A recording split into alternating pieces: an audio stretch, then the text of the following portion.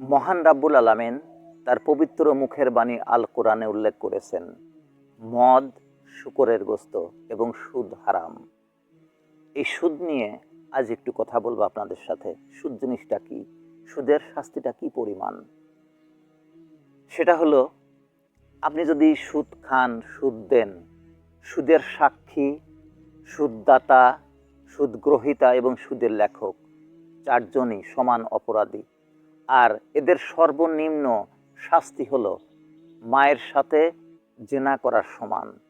তাহলে দেখুন যে আমরা যদি সুদ খাই, সুদ দেই, তাহলে আমাদের কত বড় পাপে জর্জরিত হতে হবে। এই সুদ, এই জন্য আমাদের মহান রাব্বুল আলামিন সুদটাকে হারাম করেছেন। কিন্তু এই সুদে সমস্ত আমাদের দেশটা জর্জরিত হয়ে গেছে।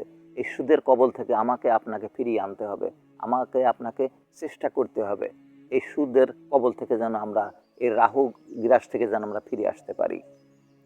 আপনি চাকরি করেন, সরকার আপনার নির্ধারিত বেতন দেয়, তারপরেও আপনি বাম হাতে সুদ লেনদেন করেন, কারণ আপনার অন্তরটা কালো হয়ে গেছে, আপনার অন্তরটা নাই। আপনার অন্তর যদি ভালো থাকতো, যদি মহান রাব্বুল আলামিনের ভয়ে আপনি ভীত থাকতেন, তাহলে কোনো সময় আপনি অবৈধভাবে আপনি সুদ লেনদেন করতে পারতেন না, ঘুষ লেনদেন করতে পারতেন না। এই সুদের টাকা, ঘুষের টাকা দিয়ে আপনি বাড়ি করছেন, গাড়ি করছেন, আপনার ছেলে মেয়ে মানুষ করছেন, আপনার ছেলেকে ডাক্তার বানিয়েছেন, আপনার ছেলেকে ইঞ্জিনিয়ার বানিয়েছেন, কিন্তু আপনার ছেলে, আপনার মেয়ে ডাক্তার হয়েছে, ইঞ্জিনিয়ার হয়েছে, কিন্তু এক ওয়াক্ত নামাজ পড়তে পারে না। আপনি মারা গেলে আপনার জানাজা তারা করতে পারে না। আপনার বাড়িতে কোনো কিছুর প্রয়োজন হলে ইমামকে ডাকতে হয়, হুজুরকে ডাকতে হয়। কেন? প্রতিটা মুসলমান আল্লাহর ইবাদত করবে, আল্লাহকে জানবে, আল্লাহর কালাম তার মধ্যে থাকবে। আপনি কেন আরেকজন হুজুরকে ভাড়া করে নিয়ে এসে আপনার মৃত মা বাবার জন্য দোয়া করতে হবে? আপনার একটি ছোট্ট সন্তান হয়েছে, মহান রাব্বুল আলামিন খুশি হয়ে, রাজি হয়ে আপনার একটা সন্তান আপনার ঘরে দান করেছেন, সে সন্তানের কানে আজান দেওয়ার জন্য হুজুরকে ডাকতে হয়, ইমামকে ডাকতে হয়। সে সন্তানের আকিকার সময়, আপনার বাড়িতে দোয়ার অনুষ্ঠানের সময় হুজুরকে ডাকতে হয়। কেন?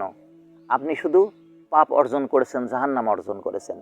এই সুদ ঘুষের টাকা দিয়ে আপনি বাড়ি গাড়ি করেছেন, এই বাড়ি গাড়ি আপনাকে কবরের মাঝে, বাড়ি গাড়ি আপনাকে কিয়ামতের ময়দানে আপনাকে জাহান্নামের আগুনে পোড়াবে।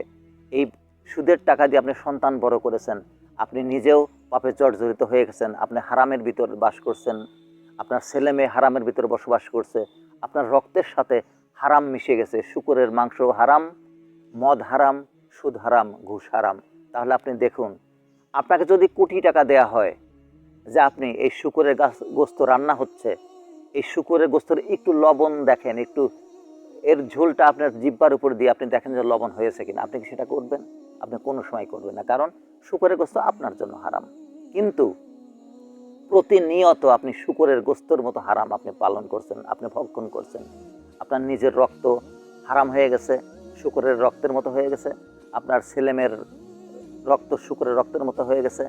আপনার যে অট্টালিকা তৈরি করেছেন, এই অট্টালিকা ছেড়ে আপনি যখন কবরে যাবেন, তখন ফেরেশতারা আপনাকে চতুর্দিক থেকে আক্রমণ করবে, সাপ বিচ্ছু আপনাকে আক্রমণ করবে, জাহান্নামের আগুন আপনাকে পুড়িয়ে দগ্ধ করে দেবে। কিন্তু আপনার এই অবৈধ টাকা পৃথিবীর বুকে পড়ে থাকবে। আপনার বউ ছেলে মেয়ে এই টাকার জন্য মারামারি করবে, আপনার বউ ছেলে মেয়ে এই টাকার জন্য এক ভাই আর এক ভাইকে হত্যা করবে, এক বোন আর এক ভাইকে ফাঁকি দেবে, এক ভাই তার বোনকে ফাঁকি দেবে। আপনি পাপের বীজ পৃথিবীর বুকে রোপণ করে গিয়েছেন, কিন্তু এই পাপের গাছ, পাপের ফসল, পাপের ফল সারাটা জীবন ধরে আপনাকে কবরে বহন করতে হবে, কিয়ামতের ময়দানে বহন করতে হবে, এবং শেষে আপনার জন্য জাহান্নাম নির্ধারিত হয়ে যাবে, যে জীবনের কোনো শেষ নেই। আপনি যতই আকুতি করেন আল্লাহর কাছে, আল্লাহ আপনাকে শুনবে না। কারণ মহান রাব্বুল আলামিন বলেছেন, তুমি পৃথিবীতে আমাকে ভুলে গিয়েছিলে, তুমি পৃথিবীতে অন্ধ ছিলে, তাই তোমাকে আজকে আমি অন্ধ করে তুললাম, তোমাকে জাহান্নামের আগুন বরাদ্দ করে দিলাম। এই জাহান্নামের আগুন তোমাকে পুড়তে হবে, আর তোমার মাথার উপরে ঢালা হবে ফুটন্ত গরম পানি। তাই আসুন, আমরা এতদিন যেটা করেছি, মহান রাব্বুল আলামিন যেন আমাদের ক্ষমা করেন।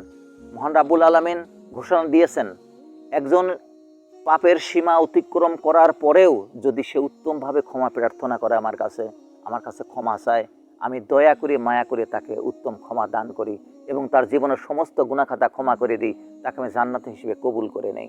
আসুন আমরা সবাই আল্লাহর কাছে বেশি বেশি তাওবা করি, যেন মহান রাব্বুল আলামিন আমাদের জীবনের সমস্ত গুনাহখাতা ক্ষমা করে দেন, আর জীবনের বাকি সময়টুকু, জীবনের শেষ নিঃশ্বাস পর্যন্ত যেন মহান রাব্বুল আলামিনের কুরআনের পথে থাকতে পারি, রাসূল সাল্লাল্লাহু আলাইহি ওয়াসাল্লামের হাদিসের পথে থাকতে পারি। মহান রাব্বুল আলামিন যেন আমাদের সেই তৌফিক দান করেন। আমিন সুম্মা আমিন।